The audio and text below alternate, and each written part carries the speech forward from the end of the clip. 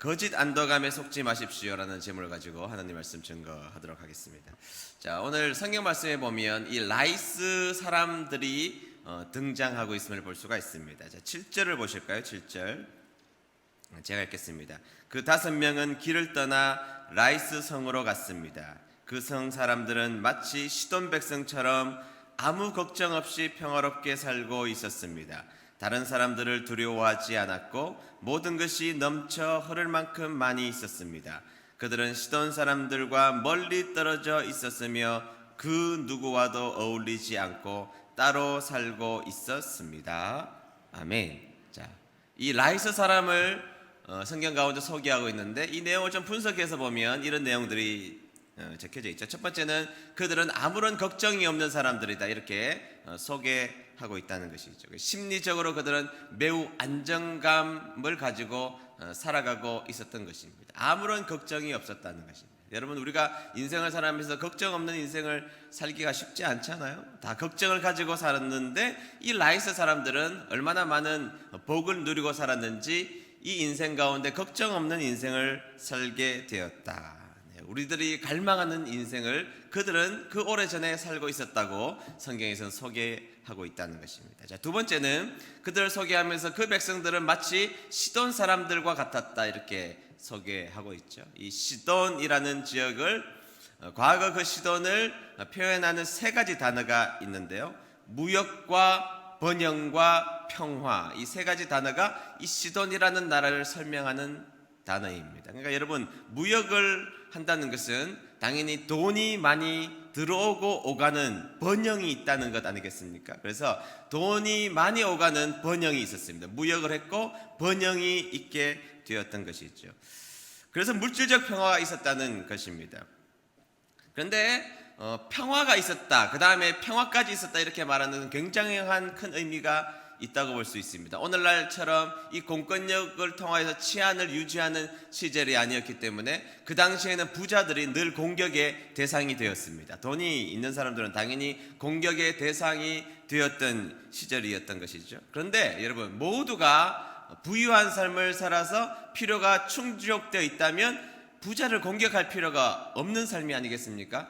대체적으로 선진국에 가보면, 복지가 잘 되어 있는 선진국은 상대적으로 강도들이 많이 없는 것으로 볼 때 모두가 균등하게 잘 사는 나라가 되면 상대적으로 부자를 공격할 일이 별로 없겠죠.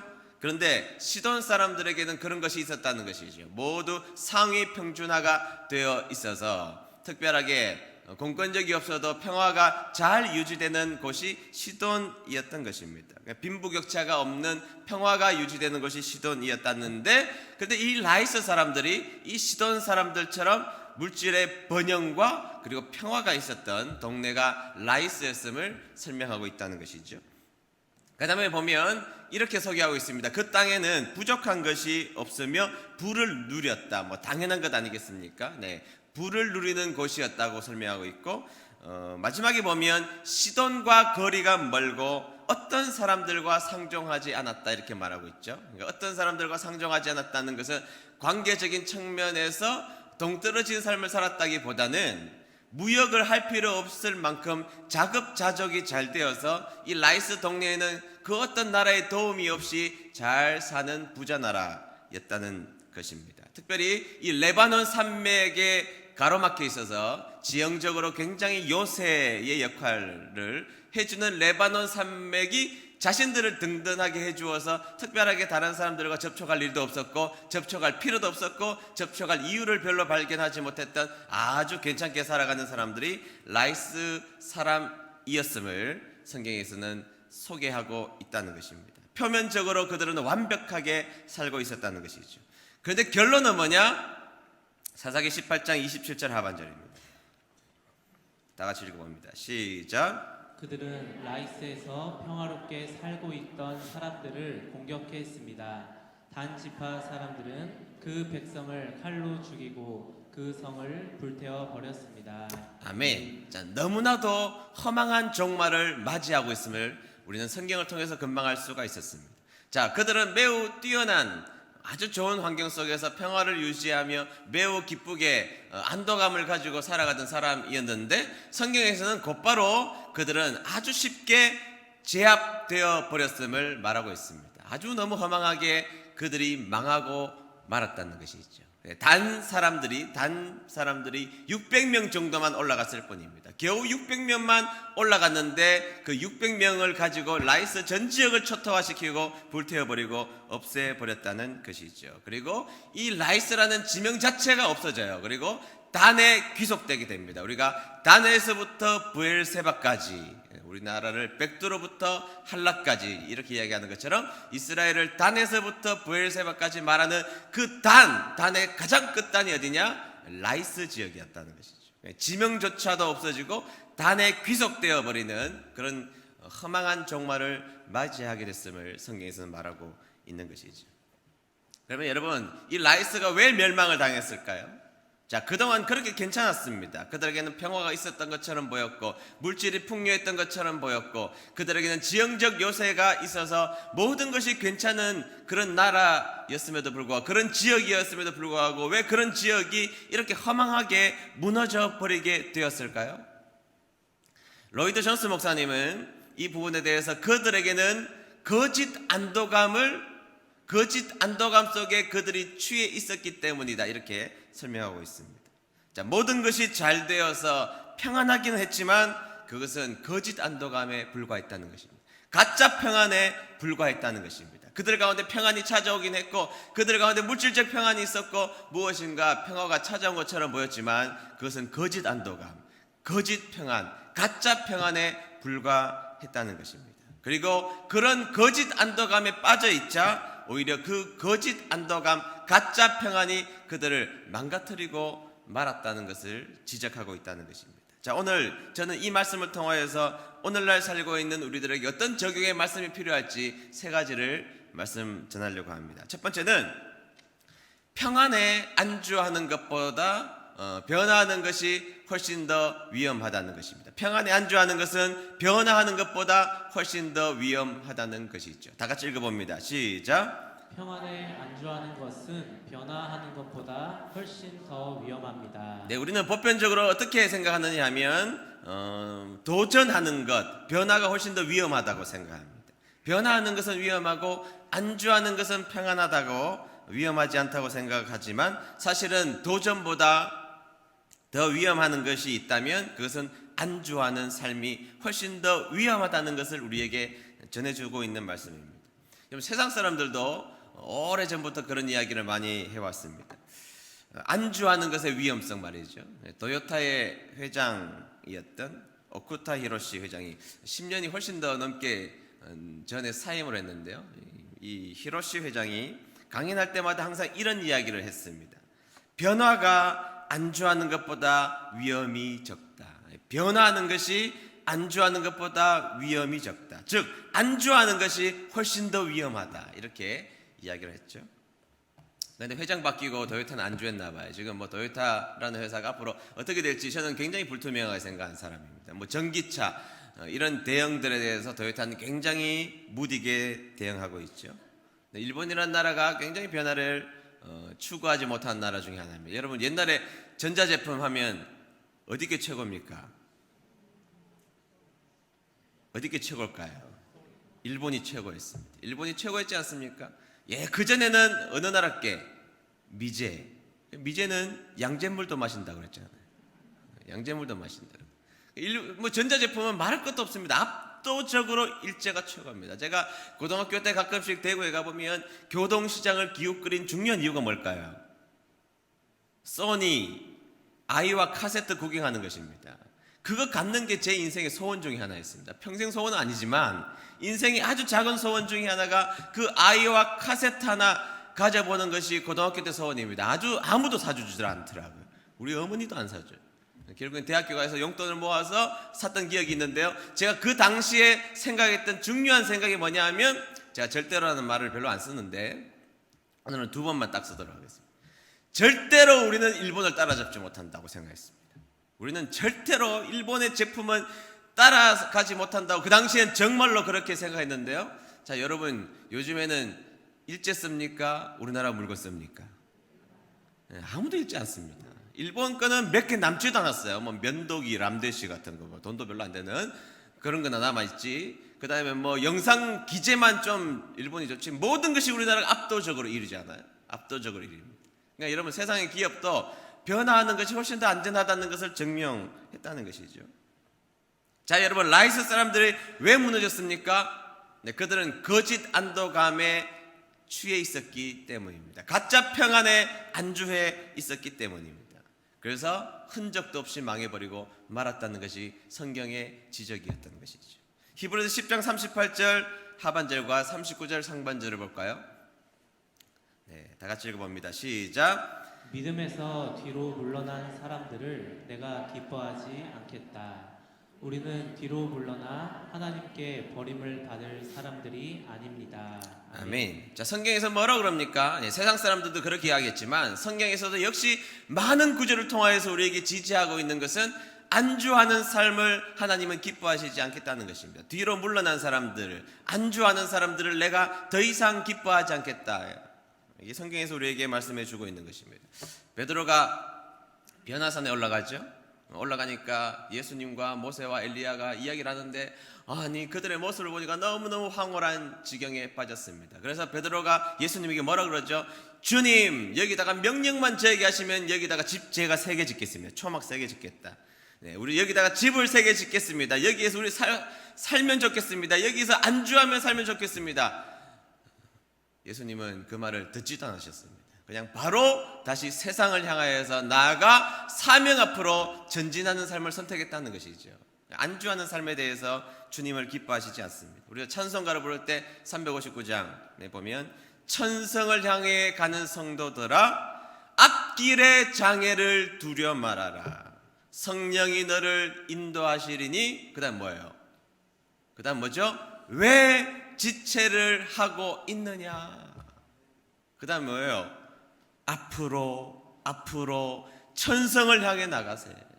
그렇죠? 우리가 천성을 향해서 나가는 사람들이잖아요. 천성을 향해서 나가는 사람들인데, 여러분, 왜 앞길의 장애 때문에 지체하고 있냐는 거예요. 두려움 때문에 지체하고, 평안 때문에 지체하고, 내가 하기 싫어서 지체하고, 그러면 안 된다는 것입니다. 앞길의 장애를 두려 말아라. 성령이 너희를 인도하시리니 왜 지체를 하고 있느냐? 앞으로.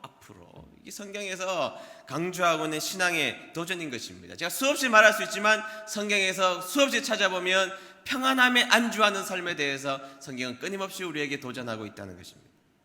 사랑하는 드림교회 성도 여러분, 평안함이 있으신가요? 자, 거기에 안주하지 마시고 도전하는 여러분 되시기를 주의 이름으로 축복합니다.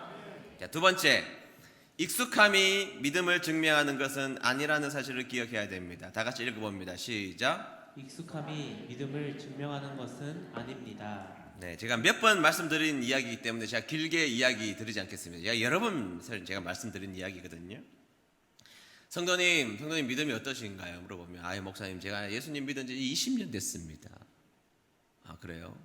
성도님 믿음은 어떠신가요? 제가 예수님 믿은 지 저는 모태신앙입니다. 이렇게 말씀하시는 분이 계세요. 물론 믿음 생활하는 연륜은 매우 소중한 자산입니다. 매우 중요한 것이죠. 모태신앙 너무너무 소중한 것입니다. 근데 여러분, 내 믿음의 기간이 길다고 해서 그것이 나의 믿음을 증명하는 것입니까? 자, 오래 믿었다고 해서 내 믿음이 증명되는 것입니까? 10년 믿었으면 믿음이 증명되고 20년 믿었으면 믿음이 증명되고 모태신앙이면 나의 믿음이 증명되는 것입니까? 아니거든요. 오래 믿으면 일단은 익숙해지긴 하지만 익숙한 상태가 믿음 좋은 상태라고 말할 수는 없습니다. 성경에 요엘서 어디 있는 줄 아십니까? 네, 알죠. 내가 예수님 믿은 지 10년 됐는데요. 요엘서를 단박에 쫙 펴면 요엘서가 어디 있는지 찾으시는 분들이 있습니다. 웬만한 찬송가는 찬송가 찾지 않아도, 가사 보지 않아도 혼자 그냥 충분히 부를 수 있는 익숙함이 있는 분들이 계십니다. 교회에 오면 어떻게 행동해야 되는지 너무 잘 알고 있습니다. 헌금 봉투가 어디 있고 교회 사무실이 어떻게 되어 있으며 교회에 나오면 절기 때는 어떻게 행동하면 되고 1년 가운데 어떤 행사들이 교회에 위치하고 있으며 내가 어떻게 처신하는 것이 믿음 좋게 보이는 처신을 할 수 있으며 내가 어떻게 교사로서 살아가는 방법에 대해서 내가 이렇게 하면 되고 올해는 이런 봉사, 내년은 이런 봉사, 내년은 이런 봉사를 적절하게 배치해서 할 수 있는 익숙함이 있는 분들이 있습니다. 네, 예수님 믿은 지 오래됐기 때문에 교회에 나오는 것이 매우 익숙하고 교회 생활이 굉장히 자연스럽습니다. 그 익숙함이 주는 평안함도 있고요. 교회에 오는 것이 평안하고 어디와 가는 것보다 교회에서 있는 것이 가장 평안하고 안락하다는 생각 좋은 것입니다. 그런데 여러분, 익숙한 것이 믿음 좋은 것입니까? 아닙니다. 익숙한 것은 익숙한 것뿐입니다. 익숙한 것이 나의 믿음을 증명하는 것이 아닙니다. 찬송가를 쉽게 잘 찾는 것이 나의 믿음을 증명하는 것이 아닙니다. 요엘서, 하박국서 순서대로 내가 외운다고 해서 내 믿음이 좋은 것은 결코 아닙니다. 여러분, 우리는 그런 착각에 사로잡혀 있을 수 있습니다. 교회 생활을 익숙하게 내가 잘 감당하기 때문에 내 믿음이 꽤 이제는 괜찮은 수준에 올랐다고 말하는 분들이 계시지만 그 속에 아무런 열정도 없고 기도의 뜨거움도 없고 찬송가는 외워서 부르긴 하지만 그 찬송가의 감격을 잃어버리고 그 다음에 하나님의 말씀이 어디 있는지는 정확하게 알지만 그 말씀이 주는 메시지 앞에 나를 도전하지 않는다면 여러분, 익숙한 것이 믿음을 증명하지 못합니다. 기억해야 됩니다. 여러분, 신앙생활에 익숙해지셨습니까? 축복이죠. 여러분, 우리가 예수님을 믿은 지 오래되었습니까? 놀라운 은혜죠. 그러나 여러분, 그 익숙함의 평안함 속에 젖어서 내 믿음을 더 이상 진보시키지 않으려고 한다면 그것은 거짓 안도감에 취해 있는 삶이라는 것을 기억해야 됩니다. 마지막 세 번째, 세상의 번영이 영적인 번영을 보장해 주는 것은 아니라는 것을 기억해야 됩니다. 다 같이 읽어봅니다. 시작. 세상의 번영이 영적인 번영을 보장해 주는 것은 아닙니다. 네, 라이스 지역은 물질적으로 풍요로웠습니다. 부자 동네였습니다. 네, 그 동네는 강남 같은 지역이었습니다. 강남, 우리 은혜드림교회가 강남에 있다고 제가 그렇게 말씀드렸죠. 네, 그래서 풍요로운 지역이었습니다. 물질적 어려움이 별로 없는 지역이었습니다. 그래서 안정되어 있었다고요. 그런데 여러분, 그 안정된 것이 그들의 영적인 생활의 보장을 이루어냈습니까? 아니라는 것이죠. 여러분, 이스라엘이 사울 왕, 두 번째 다윗, 세 번째 솔로몬, 그 다음부터 나눠지죠. 그래서 남유다와 북이스라엘로 나누어집니다. 북이스라엘 왕이 몇 명이냐? 19명. 남유다의 왕이 몇 명이냐? 20명입니다. 자, 북이스라엘 왕이 몇 명이냐고요? 19명. 남유다는요? 20명. 기억하십시오. 북이스라엘은 19명의 왕이 거쳐갔고 남유다는 20명의 왕이 거쳐갔습니다. 39명 왕 중에 착하다고 선하다는 평가를 받은 왕이 8명인가도 되지 않아요. 근데 여러분, 북이스라엘 왕 가운데 오므리라는 왕이 있어요. 이름이 뭐라고요? 오므리라는 왕이 있습니다. 이름 좀 이상하죠? 근데 여러분, 이 오므리 왕에 대해서 성경이 몇 절을 기록하고 있느냐? 단 8절만 기록하고 있어요. 단 8절. 그러면 우리는 어떻게 생각하느냐? 이 오므리는 무능한 왕인가 봐. 한 일도 없어. 이렇게 못났어. 오므리가 뭐야 도대체? 오므리가 왕으로 한 일이 뭐야? 굉장히 무능한 왕으로 평가할 수 있지만 아니요. 세속사에서 이 오므리는 다윗 왕의 버금가는 왕이 오므리 왕이었습니다. 성경에는 8줄 기록하고 있는데 이 오므리는 세속사에 보면 다윗 왕을 버금가는 유일한 왕 중에 하나가 오므리였습니다. 오므리는요, 대단한 군사력을 가지고 주위를 완전히 이겨버립니다. 여러분, 이스라엘 백성, 특히 북이스라엘이 군사력으로 그렇게 힘이 있었던 적이 별로 없습니다. 그런데 이 오므리 왕은 굉장히 군사적으로 큰 힘을 가지고 있었고, 여러분, 어떤 나라에게는 특히 모압 같은 나라는 숨도 못 쉬겠습니다. 얼마나 힘이 강한지 숨도 못 쉬겠고 조공을 받으면서 나라를 운영할 정도로 굉장히 강성한 나라였습니다. 외교력 좋았죠. 경제력 좋았죠. 돈이 많았죠. 배가 불렀죠. 평화가 이루어졌죠. 사람들은 평안했고 이 오므리 왕을 사람들은 엄청나게 좋아했습니다. 그런데 하나님의 평가는 오므리 그놈 나쁜 놈이야. 이게 하나님의 평가입니다.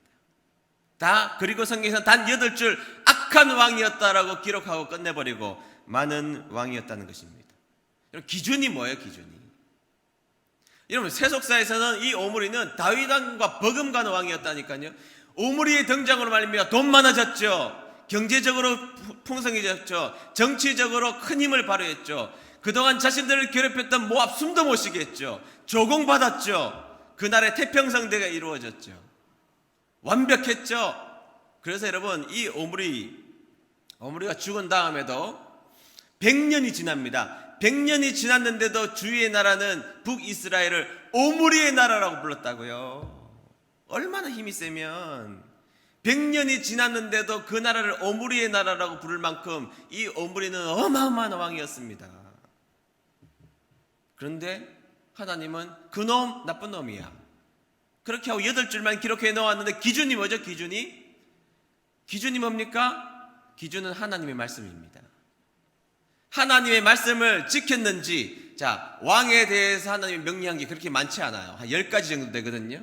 이 10가지 기준 가운데 이 오므리가 철저하게 지켰는지 지키지 않았는지를 보시고 하나님은 그 10가지 기준을 통하여서 하나님의 말씀, 하나님이 해주신 말씀, 영적인 기준을 통하여서 그 말씀을 지키고 살았으면 비록 무능하고 비록 못난 왕일지라도, 세상사에서는 못난 왕일지라도 하나님은 그 왕 선한 왕이야, 그렇게 말씀하셨다고요. 그런데 오므리처럼 아무리 힘이 있고 능력이 있고 떵떵거리고 잘나고 공부 잘하고 능력 있어도 하나님의 말씀 앞에 순종하지 않으면 그놈 나쁜 놈이야, 하나님이 오므리를 그렇게 평가하셨단 말이죠. 기준이 하나님의 말씀입니다. 여러분, 오므리는요 하나님의 말씀을 대놓고 무시했거든요. 하나님의 말씀을 대놓고 무시했다는 것입니다. 오므리 때 평안했다고요. 평안하자. 하나님이 뭐가 필요해? 하나님의 말씀, 그렇게 시대에 뒤떨어진 말씀을 뭐 어떻게 지켜? 하나님 말씀 없이도 이렇게 평안하잖아. 지금 나 때문에 잘 살고 있잖아. 지금 하나님의 말씀 없이도 이렇게 떵떵거리며 잘 살고 있는데 하나님의 말씀이 뭐가 필요해?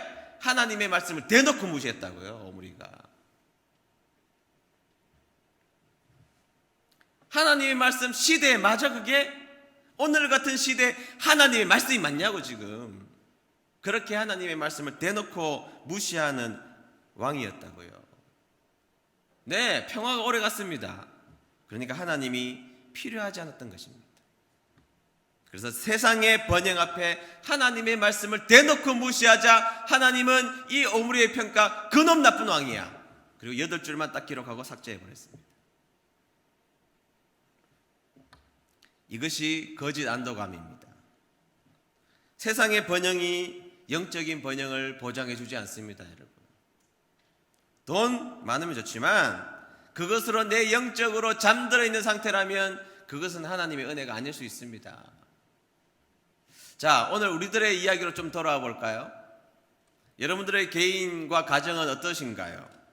자, 요즘 경제가 어렵다고 하지만 여러분들의 가정 가운데 먹고 살만합니다. 큰 걱정은 없습니다. 그래서 여러분들의 마음속에 평안한 마음이 있으신가요? 네, 건강, 조금씩 문제가 없는 것은 아니지만 건강 때문에 큰 걱정 없습니다. 여행 가는 것도 별 문제가 없고 큰 걱정이 없습니다.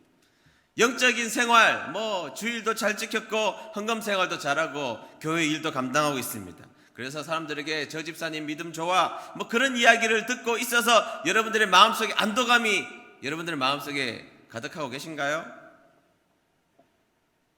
근데 여러분, 혹시 여러분들의 마음속에 있는 그 평안함이 거짓 안도감이라는 생각을 해보신 적이 없으십니까?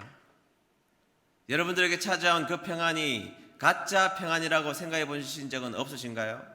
자, 여러분, 제가 여러분들을 부정적으로 평가하려고 하는 것은 절대로 아닙니다. 결코 아닙니다. 우리가 우리의 삶을 다시 한 번 더 나의 믿음을 오늘 점검해 볼 필요가 있다는 것이에요. 반드시.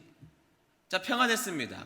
네, 물질적으로도 그렇게 어렵지 않고 건강적으로도 그렇게 문제가 있는 것도 아니고 가정도 그냥 싸움이 없는 것은 아니지만 그러나 이 정도면 괜찮은 가정이라는 나름대로의 자부심이 있었습니다. 그런데 어느 날 친하게 지내는 집사님이 어느 날 나보다 옆에 집사님하고 조금 더 친하게 지냈을 뿐입니다. 이성적으로는 아무런 문제가 없었는데 내 마음속에 미움이 어느 순간 일어나기 시작하는데 그 미움이 나를 수없이 감싸고 있음을 깨닫게 됩니다.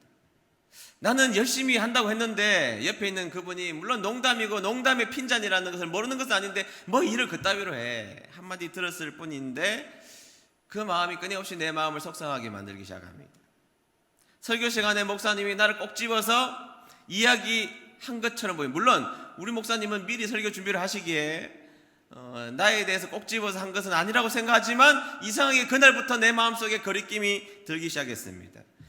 교회에 일을 나보다 더 열심히 하는 사람들을 만나면 좀 적당히 설쳤으면 좋겠다. 설쳤다는 말이 내 입에서 나오기 시작합니다. 누가 잘한다고 하면 내 마음속에 시기심이 들고 누가 좀 더 잘됐다고 하면 내 마음속에 시기심과 질투심이 나를 사로잡기 시작합니다. 근데 여러분, 이런 별것 아닌 것 때문에 어느 순간 주저앉아 있는 나를 발견하게 된다고요.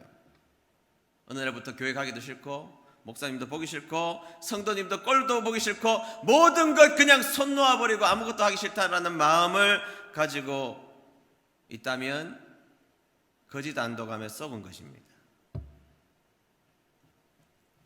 여러분, 제가 여러분들에게 아주 중요한 이야기 하나 할게요. 제가 절대로란 말을 쓴다고 했잖아요. 오늘은 사탄은 절대로 직무유기하지 않습니다. 무시무시한 이야기죠. 우리는 직무유기해도 사탄은 절대로 직무유기하지 않습니다. 사탄은 삼킬 자를 지금도 두루두루 다니면서 삼킬 자를 찾아가고 있다는 것입니다. 그래서 삼킬 자를 찾고 있다가 거짓 안도감에 빠져 있는 사람들을 목표로 삼아서 그 사람을 넘어뜨리려고 지금도 다니고 있다는 것이죠.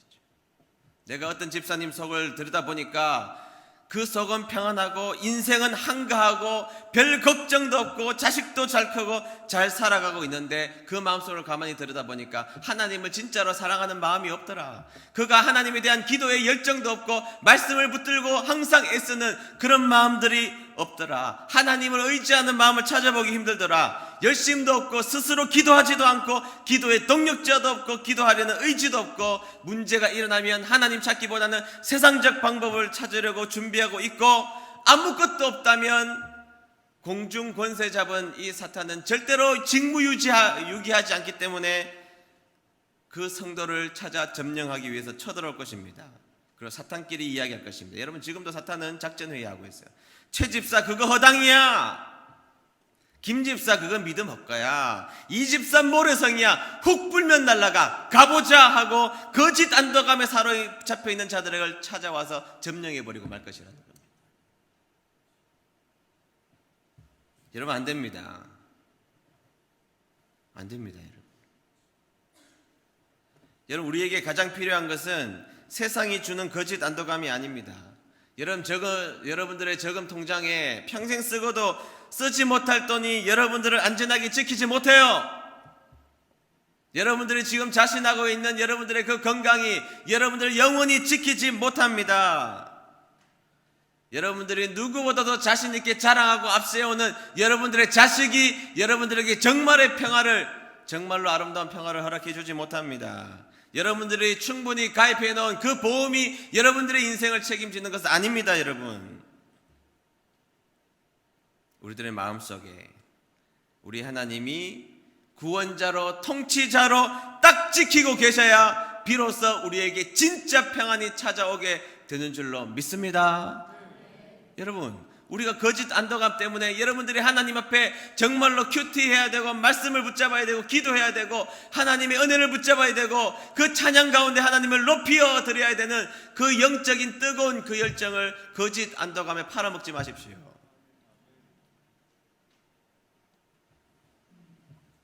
하나님과의 관계입니다. 사탄이 아무리 공격해와도 거짓 안도감이 아니라 주님 안에 거하는 평안, 주님 붙잡고 있는 믿음, 기도하면서 살려고 몸부림치는 여러분들의 애씀, 하나님만이 진짜 소망이라고 믿는 그 뜨거운 열정과 그 소망이 여러분들을 사탄의 공격으로부터 지켜나갈 줄로 믿습니다. 여러분들, 오늘 하나님께서 여러분들에게 축복으로 주신 평안한 삶이 있으십니까? 네, 물질의 평안, 건강의 평안, 여러 가지 안락한 평안들이 여러분들 주위에 있다면 그것을 주신 분이 하나님이라고 고백하십시오. 그리고 하나님이 나의 인생 가운데 놀라운 평안을 주셨다면 그 주신 하나님께 기대어 내 인생의 평안을 주님 안에 찾는 여러분 되시기를 주의 이름 축복합니다. 믿음 생활 열심히 해야 됩니다. 믿음 생활 열심히 해야 돼요. 하나님의 말씀 열심히 복종해야 되고 하나님의 말씀 읽어야 되고 주님 앞에 나와서 기도하는 생활 게을리 해서는 안 됩니다.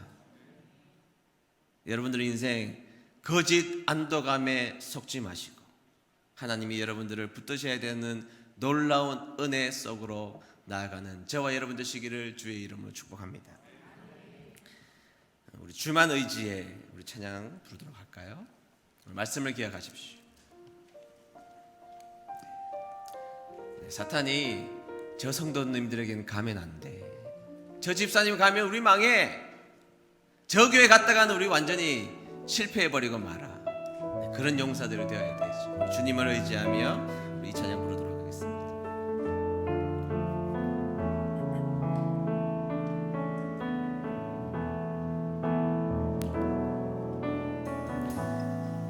의지했던 모든 것 변해가고 억울한 마음은 커져가네.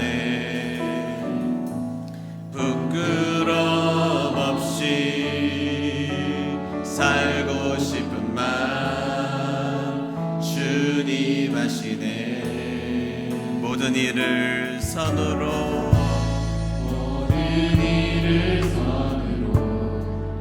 죄의 유혹을 따르지 않네.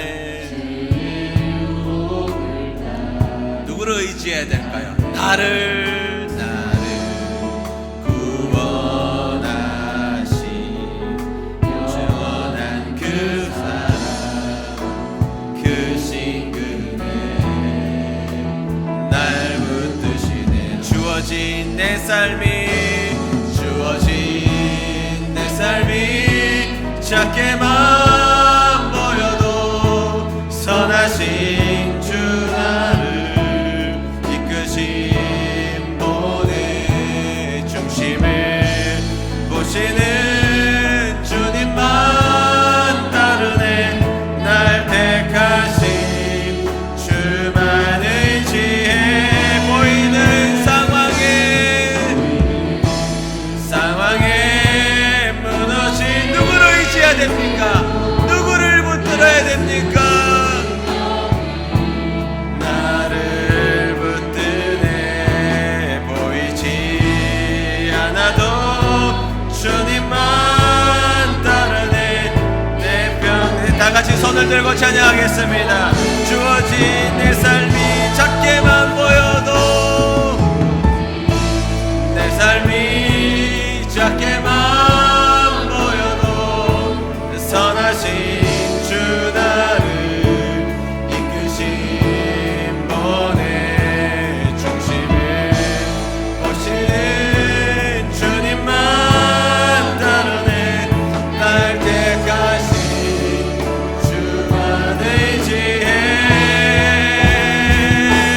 보이는 상황에 무너질지라도 예수 능력이 나를 붙드네.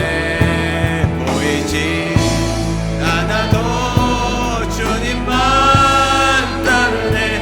내 평생 주님을 노래하리라. 다같이 머리 숙여서 기도할까요? 여러분들의 삶이 평안하십니까? 네, 그 평안이 주는 유익들이 있습니까? 네, 그 평안함 자체는 귀하고 복된 것입니다. 그러나 여러분, 세상의 평안함이 주는 거짓 안도감이 영적으로 깨어있어야 할 우리들의 삶의 마취제가 되고 있다면 곤란하지 않을까요? 여러분, 너무 그곳에 취해 있어서 하나님을 향한 뜨거운 갈망은 사라져 버리고 있다면 아무것도 아닌 일에 자빠지고 넘어지는 라이스 사람들처럼 그렇게 무너지고 만다는 도전 앞에 우리는 서 있는 것입니다. 오늘 반드시 알고 가야 될 한 가지 사실도 있습니다. 사탄은 결코 직무유기하지 않습니다. 거짓 안도감에 사로잡혀 있는 자들을 지금도 찾아다니고 있다는 것입니다. 여러분, 어디 있어야 참 평안이 있습니까? 어디 있어야 안전합니까? 주님 안에 있어야 됩니다. 우리가 안도해야 될 것은 말씀 아니고 주님의 명령 아니고 궁극적으로 하나님 아니고 말씀의 명령 앞에 순종하는 그 순종 안에 있을 때 우리가 평안히 거할 수 있다는 것을 기억해야 됩니다. 여러분, 오늘 신앙생활 하면서 너무 작은 일에 우리의 마음을 뺏기고 있지는 않습니까? 별것 아닌 일에 우리의 마음을 지나치게 상해 있는 상태에 노출되어 있지 않습니까? 그거 다 거짓 안도감입니다. 진짜 안도감을 주시는 주님 안으로 들어와야 할까요? 오늘은 통성으로 기도하지 않겠습니다. 오늘 조용히 묵상하듯이 기도하시면 좋겠습니다. 내가 거짓 안도감이 있지 않았는가? 나에게 준 하나님이 주신 놀라운 평안을 그냥 감사하며 받아들이긴 했지만 그것이 나의 보험이 되어버리고 마치 죄가 되어버려서 하나님을 향한 뜨거운 마음이 사라져버리고 있진 않은가? 1분간만 조용히 한번 묵상해 보시죠. 지금부터 기도하겠습니다. 1분간만 조용히 묵상하며 기도하겠습니다.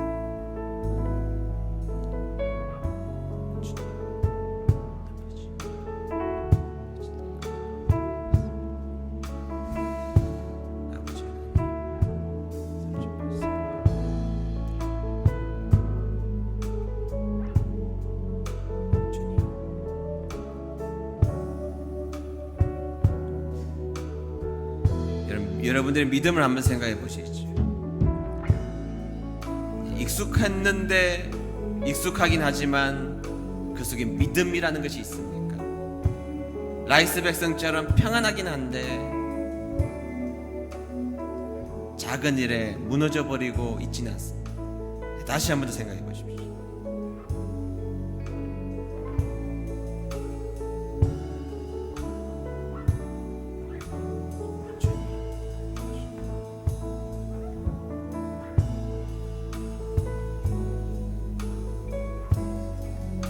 마지막 한 가지만 더 생각해 보시죠. 여러분, 사탄은 결코 직무유기하지 않습니다.